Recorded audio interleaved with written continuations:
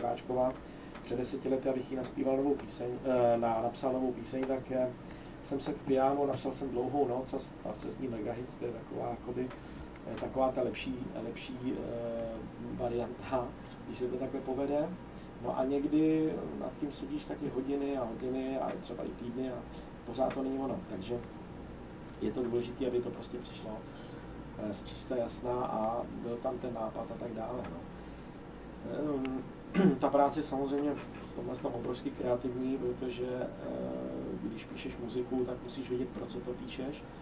Takže já mám jednu výhodu v tom, že když si mě třeba někdo objedná na nějakou zakázku, na písničku, tak vím, pro koho to je a už vím, v jakém stylu bych to měl napsat. To samé, když to dělám, třeba když píšu pro muzika, tak mám nějakou jasnou lineu prostě podle toho příběhu a chronologicky jedu a píšu tu muziku podle toho příběhu, jak se vyvíjí.